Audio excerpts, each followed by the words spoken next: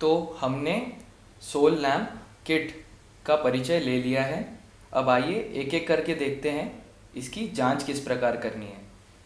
तो soul lamp बनाने से पहले हमें उसके सारे अवयवों की जांच करनी होती है, जिससे कि हमारा लैम्प अच्छे क्वालिटी का बनता है। तो यह जांच दो भागों में विभाजित है। एक है फिजिकल या भौतिक जांच और दूसरी है टेक्निकल या तकनीकी जांच। तो आइए भौतिक जांच से शुरुआत करते हैं। हम बेस बॉटम से शुरुआत करते हैं। यह है बेस बॉटम। यहाँ पर हम इसकी भौतिक जांच ठीक प्रकार से करेंगे। हम देखेंगे कि इस पर किसी भी प्रकार के स्क्रैच अथवा गंदगी के निशान ना हो, किसी भी तरह के धब्बे ना हो या ये कहीं से भी टूटा हुआ ना हो। तो यहाँ पे कुछ विशेष चिन्हों पर हम और जानकारी प्राप्त करेंगे। यहाँ पर 3 स्तंभ हैं जहाँ पर बड़े स्क्रू लगने हैं। हम देखेंगे कि वहाँ पर किसी भी प्रकार की टूट फूट ना हो। हम पीछे की तरफ से भी देखेंगे कि इसमें स्क्रूज जाने के लिए सही प्रकार के छेद है या नहीं है। अब हम देखेंगे कि बैटरी लगाने के लिए जो जगह प्रदान की गई है वह जगह सही है या नहीं, या वहाँ किसी प्रकार की टूट फूट तो नहीं है। फिर हम जांचेंगे कि जहाँ से डीसी पिन या डीसी जैक बाहर आनी है वह छेद सही प्रकार का है या नहीं है। यहाँ पर कई बार ज़्यादा प्लास्टिक के मटेरियल आने की वजह से यह छेद कई बार आधा या कभी कभी पूरा छिप जाता है।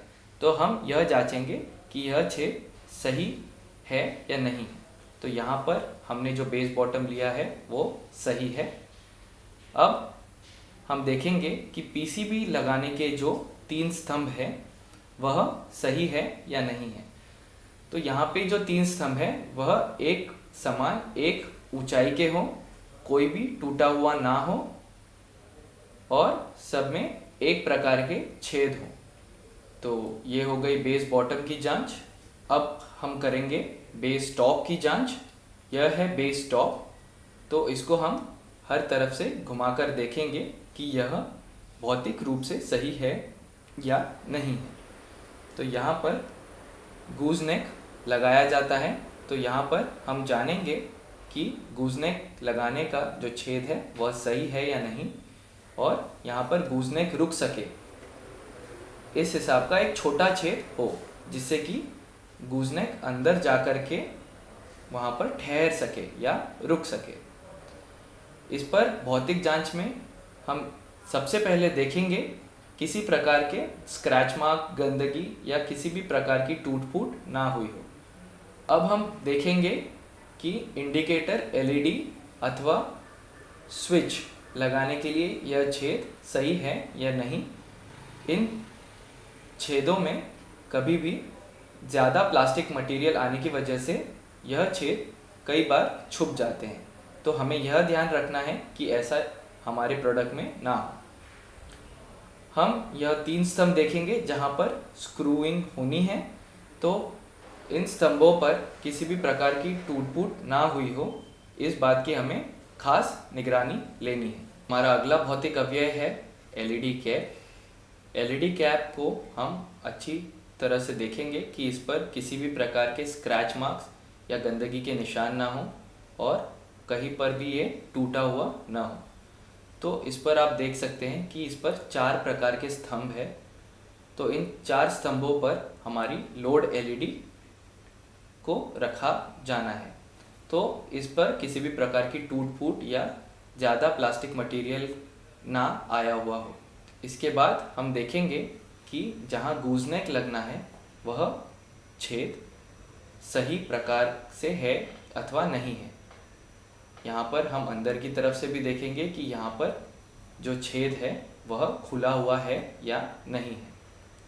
यह छेद में भी गूजनेक रुकने के लिए अंदर की तरफ आपको छोटा छिद्र दिखाई देगा, यानी यहाँ आपको बड़ा छिद्र दिखाई देगा अथवा यहाँ छोटा छिद्र दिखाई देगा, जिससे कि गूजनेक जो है हमारे एलईडी कैप में अच्छी तरह अंदर जाकर के बैठ जाएगा। अगला भौतिक अवयव है रिफ्लेक्टर। रिफ्लेक्टर में हम यह जांचेंगे कि इस पर किसी प्रकार के स्क्रैच के निशान अथवा गंदगी के निशान न हो एवं इसमें किसी भी प्रकार की टूट फूट या ज़्यादा प्लास्टिक मटेरियल कहीं पर ना आया हुआ हो। तो यहाँ पर लोड एलईडी के लिए जो एक छिद्र है वह हम जांचेंगे कि वह साफ है या नहीं अथवा सही साइज़ का है या नहीं। इसके बाद हम जांचेंगे कि स्क्रू जहाँ लगना है वह सही तरह का है या नहीं अथवा यहाँ पर किसी प्रकार की टूट फूट हुई है या नहीं। यह छेद हमें साफ साफ आर पार दिखने चाहिए। हमारा अगला भौतिक अवयव है एलईडी फेस।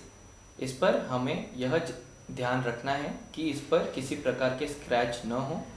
यह एक ऐसा अवयव है जिस पर सबसे ज़्यादा स्क्रैच होने की आशंका है, तो हमें यह किसी भी प्रकाश ऊर्जा के विरुद्ध रखकर हमें इसे चेक करना है या टेस्ट करना है कि इस पर किसी प्रकार के स्क्रैच दिख रहे हैं या नहीं है। इसके बाद हमें यह जांचना है कि इसके किनारों पर किसी प्रकार एक्स्ट्रा प्लास्टिक मटेरियल तो जमा नहीं हुआ है, वरना यह एलईडी कैप में लगाते समय जो है अटक सकता है। इसके बाद हमें यह देखना है कि स्क्रू लगाने के लिए जो यहाँ पर एक छोटा स्तंभ है वह पूरी तरह का है या नहीं, इस पर किसी प्रकार की टूट फूट है या नहीं है।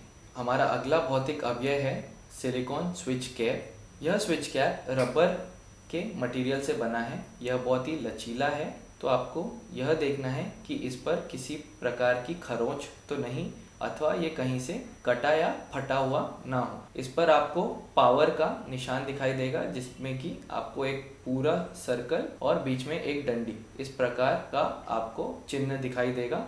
इसको जब आप घुमाकर देखेंगे तो यहाँ पर बीच में एक स्तंभ दिखाई देगा जो हमारे पीसीबी के स्विच पर जाकर के बैठता है और स्विच को दबाने में सहायता करता है। यह स्विच धूल मिट्टी को हमारे लैंप के बॉडी के अंदर जाने से रोकता है। हमें इस स्विच कैप में यह जांचना है कि ऊपर की कॉलर अथवा नीचे की कॉलर सही तरह से बनी हुई है या नहीं है। इसके ऊपर आपको एक हल्का सा गैप दिखाई देगा जो कि हमारे बेस टॉप में लगाते समय हमें सहायता करेगा। हमारा अगला भौतिक अवयव है गूजनेक। यह गूजनेक बहुत ही लचीला होता है, यह किसी भी दिशा में घूम सकता है।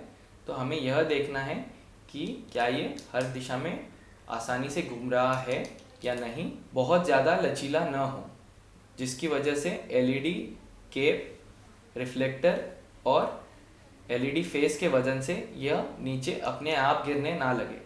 तो यह हल्का सा स्ट्रॉन्ग भी होना चाहिए।